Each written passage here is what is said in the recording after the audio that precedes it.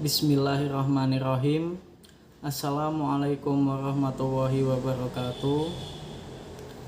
Selamat pagi, siang, sore, atau malam teman-temanku sekalian kelas Ekos E.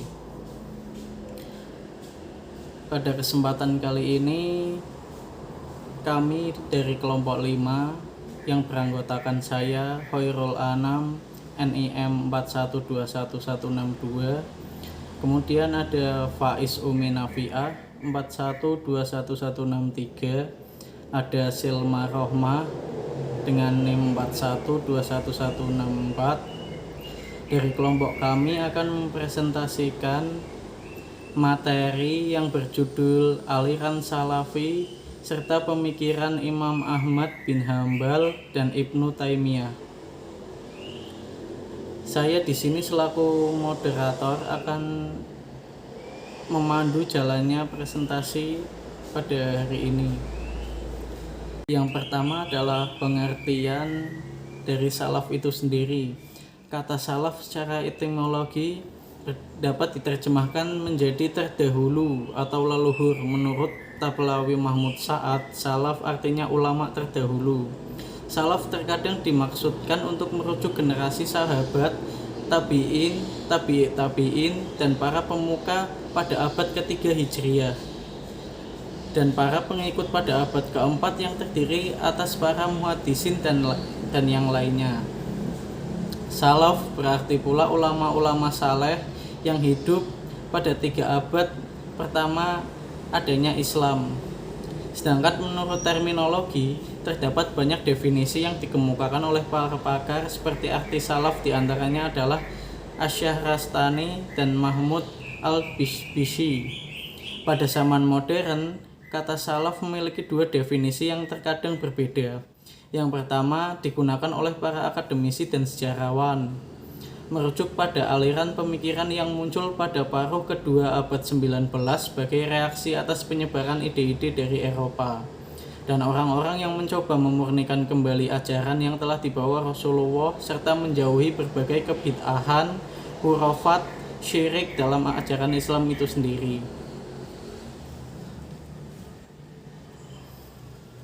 Selanjutnya, apa sih perbedaan aliran salaf ini dengan aliran Mu'tazilah? Berbeda dengan aliran Mu'tazilah yang cenderung menggunakan metode pemikiran rasional, aliran salaf menggunakan metode tekstual yang mengharuskan tunduk di bawah nakli dan membatasi wewenang akal pikiran dalam berbagai macam persoalan agama. Termasuk salah satunya di dalam akal manusia tidak memiliki hak dan kemampuan untuk menakwilkan dan menafsirkan Al-Quran. Kalaupun akal diharuskan memiliki wewenang, hal ini tidak lain adalah hanya untuk membenarkan, menelaah secara lebih lanjut dan menjelaskan sehingga tidak terjadi ketidakcocokan antara riwayat yang ada dengan akal sehat. Selanjutnya ada karakteristik aliran salaf yang dinyatakan oleh Ibrahim Maskur. Yang pertama, mereka mendahulukan riwayat nakli daripada dirayah atau akli dalam persoalan pokok-pokok agama, dan persoalan cabang-cabang agama hanya bertolak dari penjelasan Alkitab dan As-Sunnah. Mereka mengimani Allah tanpa perenungan lebih lanjut dan tidak mempunyai faham antropomisme atau menyerupakan Allah dengan makhluk. Kemudian mereka mengartikan ayat-ayat Al-Quran sesuai dengan makna lahirnya dan tidak berupaya untuk mentakwilkannya. Jadi aliran salaf ini mereka sangat fundamental, mereka sangat berpaku sekali dengan ayat dan sunnah-sunnah yang diajarkan oleh Nabi Muhammad SAW. Apabila melihat karakteristik yang dikemukakan oleh Ibrahim Maskur di atas, tokoh-tokoh berikut ini dapat dikategorikan sebagai ulama salaf. Salah satunya adalah Abdullah bin Abbas 68 Hijriah, kemudian Abdullah bin Umar 74 Hijriah, Umar bin Abdul Aziz pada tahun 101 Hijriah, As-Zuhri 124 Hijriah, Ja'far As-Shadiq 148 Hijriah, dan para imam mazhab 4 seperti Imam Hanafi, Imam Maliki, Imam Syafi'i, dan Ahmad bin Hambal. Menurut Harun Nasution, secara kronologis Salafiyah bermula dari Imam Ahmad bin Hambal. Lalu ajarannya dikembangkan oleh Imam Ibnu Taimiyah, kemudian disuburkan oleh Imam Muhammad bin Abdul Wahab yang akhirnya berkembang di dunia Islam secara sporadis.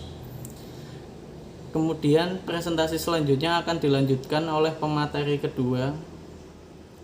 Kepadanya dipersilahkan. Baik, mari kita lanjutkan ke materi berikutnya. Sebelumnya perkenalkan, nama saya Faiz Manafiah, NIM 4121163. Materi berikutnya yaitu riwayat hidup dan pemikiran Imam Ahmad bin Hanbal. Sejarah singkat Ibnu Hanbal. Ia dilahirkan di Baghdad pada tahun 164 Hijriah atau 780 Masehi dan meninggal pada tahun 241 Hijriah atau 855 Masehi.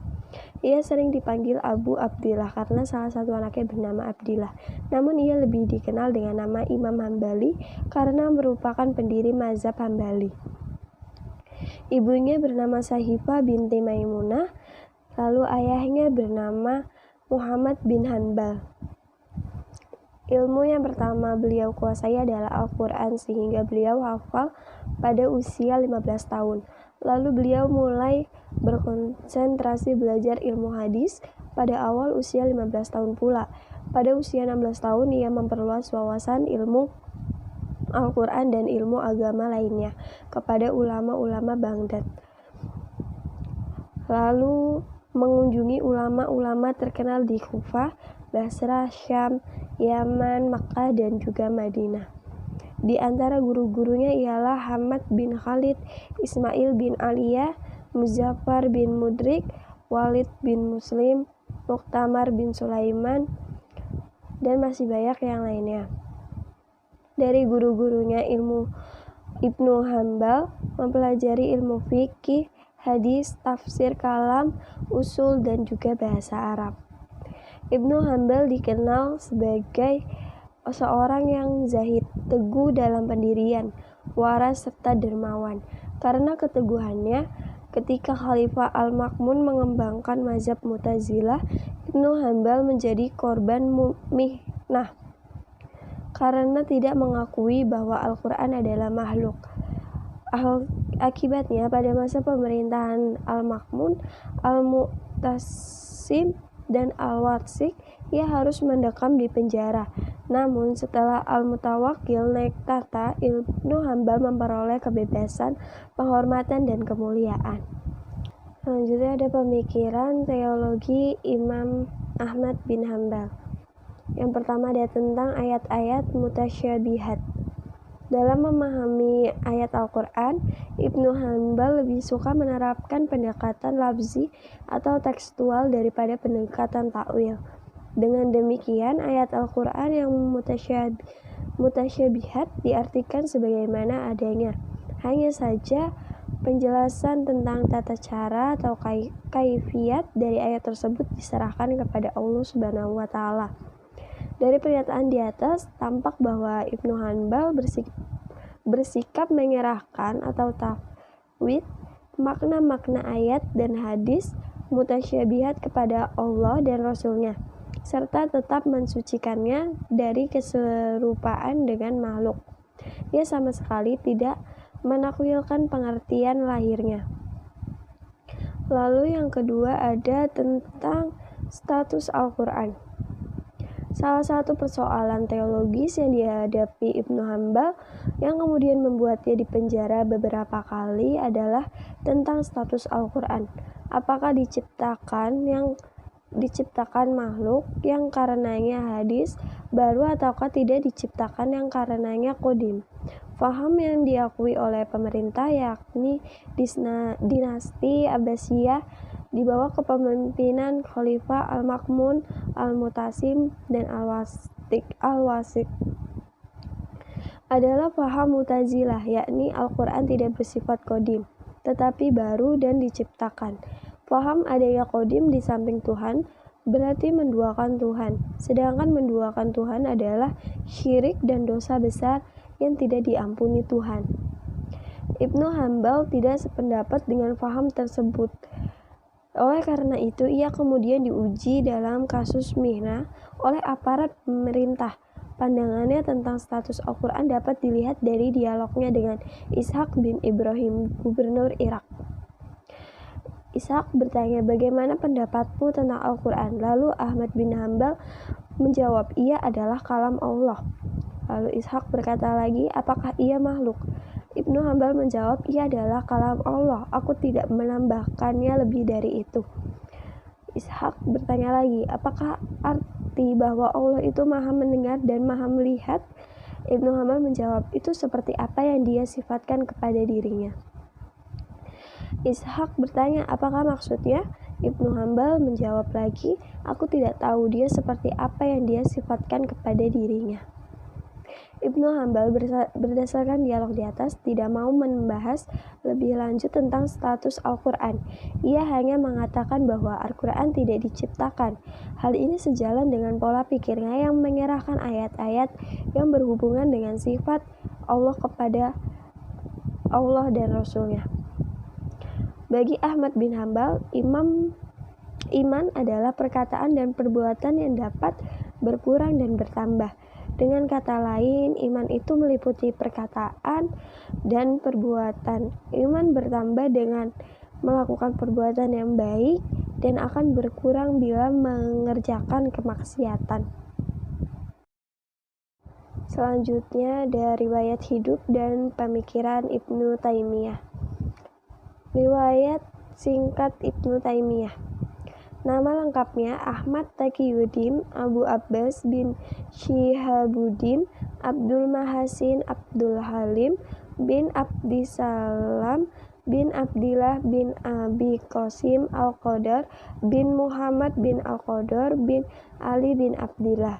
Nama Taimiyah dinisbatkan kepadanya karena moyangnya yang bernama Muhammad bin Al-Qadar melakukan perjalanan haji melalui jalan Taimah. Sekembalinya dari haji, ia mendapati istrinya melahirkan seorang anak wanita yang kemudian diberi nama Taimiyah. Sejak saat itu keturunannya dinamai Ibnu Taimiyah sebagai peringatan perjalanan haji moyangnya itu.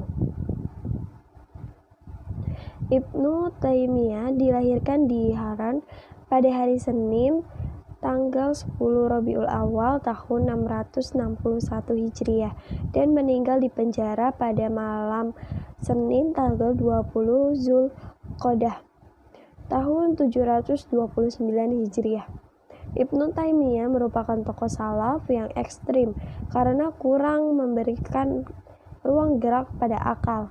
Ia adalah murid yang mutaki, wara, dan zuhud serta seorang panglima dan penentang bangsa Tartas yang pemberani. Ia dikenal sebagai seorang muhadis, mufassir atau ahli tafsir Al-Quran berdasarkan hadis, faqih, teolog, bahkan memiliki pengetahuan yang luas tentang filsafat. Ibnu Taimiyah terkenal sangat cerdas sehingga pada usia 17 tahun ia telah dipercaya masyarakat untuk memberikan pandangan-pandangan mengenai masalah hukum secara resmi. Para ulama merasa sangat risau oleh serangan-serangannya serta iri hati terhadap kedudukannya di istana gubernur Damaskus, telah menjadikan pemikiran-pemikiran Ibnu Taimiyah sebagai landasan untuk menyerangnya. Dikatakan oleh lawan-lawannya bahwa pemikiran Ibnu Taimiyah sebagai klinik antropomorfisme sehingga pada awal 1306 Masehi Ibnu Taimiyah dipanggil ke Kairo kemudian dipenjara. Selanjutnya ada pemikiran teologi Ibnu Taimiyah. Pemikiran Ibnu Taimiyah seperti dikatakan oleh Ibrahim Mazkur adalah sebagai berikut. Yang pertama, sangat berpegang teguh pada nas atau Al-Quran dan Al-Hadis. Yang kedua, tidak memberikan ruang gerak kepada akal. Yang ketiga, berpendapat bahwa Al-Quran mengandung semua ilmu agama. Yang keempat, di dalam Islam yang diteladani hanya 3 generasi saja, yaitu sahabat, tabi'in, dan tabi'in. Yang kelima, Allah memiliki sifat yang tidak bertentangan dengan tauhid dan tetap mentanzihkannya. Ibnu Taimiyah mengkritik Imam Hambali yang mengatakan bahwa kalamullah itu qadim. Menurut Ibnu Taimiyah, jika kalamullah qadim, maka kalamnya juga qadim. Ibnu Taimiyah adalah seorang tekstualis, oleh sebab itu pandangannya oleh Al-Kitab Al-Jauzi sebagai pandangan tahsim Allah atau antropomorfisme, yakni menyerupakan Allah dengan makhluknya. Oleh karena itu, Al-Jauzi berpendapat bahwa pengakuan Ibnu Taimiyah sebagai salaf perlu ditinjau kembali. Selanjutnya akan disampaikan oleh presentator ketiga. Kepadanya saya persilahkan. Assalamualaikum warahmatullahi wabarakatuh. Perkenalkan, nama saya Silma Rohmah, NIM 412164. Baik, di sini saya akan melanjutkan presentasi mengenai pandangan Ibnu Taimiyah tentang sifat-sifat Allah. Yang pertama itu ada percaya sepenuh hati terhadap sifat-sifat Allah. Di sini ada 4 poin. Yang pertama adalah sifat salabiyah, yang kedua ada sifat ma'ani, yang ketiga adalah sifat khobariyah, dan yang keempat ada sifat idhofiyah. Untuk sifat salabiyah itu ada kidam, bako, mukhalafatul hawadisi, qiyamuhu binafsihi, dan wahdaniyat. Untuk sifat ma'ani itu ada kudroh, irodah, ilmu, hayat, sama, basor, dan kalam. Kemudian ada sifat khobariyah, yaitu sifat yang diterangkan Al-Quran dan hadis walaupun akal bertanya-tanya tentang maknanya. Kemudian untuk sifat idhofiyah itu adalah sifat Allah yang disandarkan. Kemudian yang kedua ada percaya sepenuhnya terhadap nama-nama Allah yang Allah dan Rasulnya disebutkan seperti Al-Awwal dan Al-Akhir. Kemudian untuk yang ketiga ada menerima sepenuhnya sifat dan nama Allah tersebut dengan satu, tidak mengubah maknanya kepada makna yang tidak dikehendaki atau lafadz. Yang kedua itu tidak menghilang pengertian lafadz min ghairi ta'til. Untuk yang ketiga tidak mengingkarinya atau min ghairi ilhad. Untuk yang keempat itu tidak menggambarkan bentuk Tuhan dalam pikiran atau hati, apalagi dengan indera min ghairi takyif at-takyif.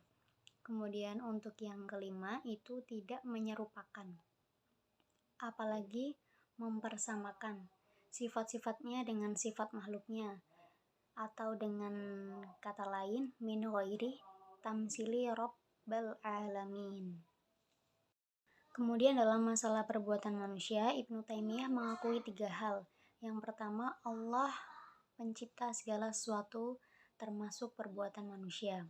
Yang kedua yaitu manusia adalah pelaku perbuatan yang sebenarnya dan mempunyai kemauan serta kehendak secara sempurna, sehingga manusia bertanggung jawab atas perbuatannya. Kemudian yang ketiga, Allah meridhoi perbuatan baik dan tidak meridhoi perbuatan buruk. Lalu dalam masalah sosiologi politik, Ibnu Taimiyah berupaya untuk membedakan antara manusia dengan Tuhan yang mutlak.